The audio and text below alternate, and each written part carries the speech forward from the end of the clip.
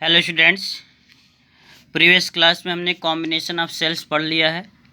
अब हम स्टार्ट करेंगे करंट के कुछ इफ़ेक्ट, जिसमें आपका हीटिंग इफ़ेक्ट ऑफ करंट हम आज स्टार्ट करेंगे। हमने स्टार्टिंग में ही पढ़ा था कि चार्ज आपका जब रेस्ट में रहता है तब क्या क्या प्रॉपर्टी क्रिएट करता है, जब चार्ज मोशन करता है तब उसके पास क्या क्या प्रॉपर्टी हो सकती है, वो हमें वो स्टडी कर रहे हैं। हम ये पढ़ रहे हैं कि अगर चार्ज मोशन कर रहा है तो इसका मतलब उस कंडक्टर में, जिस कंडक्टर में चार्ज मोशन कर रहा है उसमें करंट होगा, और जब करंट होगा तो करंट भी अपना कुछ इफेक्ट फैलाता है, जिसमें फर्स्ट इफेक्ट हमारा रहता है हीटिंग इफेक्ट ऑफ करंट। आगे हम मैग्नेटिक इफेक्ट ऑफ करंट भी पढ़ेंगे, तो आज हम पढ़ेंगे heating effect of current. Heating effect of current का मतलब होता है जब हम किसी वायर में ज़्यादा देर तक करंट का फ्लो कराते हैं, और नॉर्मली हम घर पे देख भी सकते हैं कि अगर वायर में करंट का फ्लो होता है तो वायर कुछ टाइम बाद देखते हैं हीट होने लगता है। इसका मतलब जब करंट का फ्लो हो रहा है तो वो इलेक्ट्रिकल एनर्जी है, और वो किस में आपका कन्वर्ट हो जा रहा है, हीटिंग एनर्जी में। मतलब जब किसी भी कंडक्टर में या वायर में या कहीं भी करंट का फ्लो होता है तो वो हीट प्रोड्यूस करता है, जिस इफेक्ट को हम बोलते हैं हीटिंग इफेक्ट ऑफ करंट। मतलब the phenomena of the production of heat in a resistor, और जनरली रेजिस्टेंस में ही करंट का फ्लो कराने पर हीट क्रिएट होता है by flow of electric current through it is called heating effect of current, और Joule heating, इसको Joule heating भी बोला जाता है, जो कि जूल्स ने ये बताया था। तो जैसे मैं कहता हूँ मेरे पास एक सेल है, सेल का पोटेंशियल भी है, और मैंने इसमें एक रेजिस्टेंस कनेक्ट कर दिया है कैपिटल आर।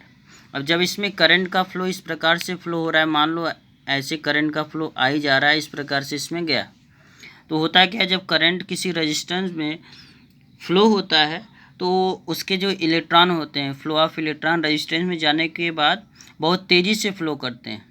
मतलब ऊपर नीचे इस प्रकार से चलने के कारण आने वाले जो इलेक्ट्रॉन होते हैं एक दूसरे को हिट करने लगते हैं। जैसे ये जो आपका रेजिस्टेंस है उसमें बहुत ही ज़्यादा हीट प्रोड्यूस होता है। यह रेजिस्टेंस आपका बेसिकली एक बल्ब बोल सकते हैं हम, बल्ब, ट्यूबलाइट, ये सब क्या है, एक तरह से रेजिस्टेंस है, जिनमें बहुत ही ज़्यादा हीट एनर्जी प्रोड्यूस होता है। तो इसमें अगर मान लिया जाए पोटेंशियल मैंने भी लगाया है, तो इसका मतलब इसके क्रॉस भी पोटेंशियल कितना हो जाएगा, भी रहेगा। मैं कंसीडर कर लेता हूँ कि कोई रेजिस्टेंस है ए बी, जिसका रेजिस्टेंस कैपिटल आर है, और इसको भी के पोटेंशियल डिफरेंस के बीच में लगाया गया। तो मान लीजिए इसमें चार्ज कितना फ्लो हो रहा है, स्मॉल क्यू हम सभी को पता है, स्मॉल क्यू इक्वल टू कितना होता है, आई टी। और हमने ये भी पढ़ा है कि टोटल आपका जो वर्क डन होता है वो किसके इक्वल होता है, पोटेंशियल इंटू चार्ज। तो डब्ल्यू इक्वल टू कितना हो जाएगा, वी इंटू क्यू। और यही जो आपका एनर्जी है, वर्क डन है, यही एनर्जी किस में कन्वर्ट होता है, हीट एनर्जी में। इसलिए हम बोल सकते हैं कि यही डब्ल्यू किसके इक्वल हो जाएगा, एच के। तो एच इक्वल टू कितना हो जाएगा, वी आई टी।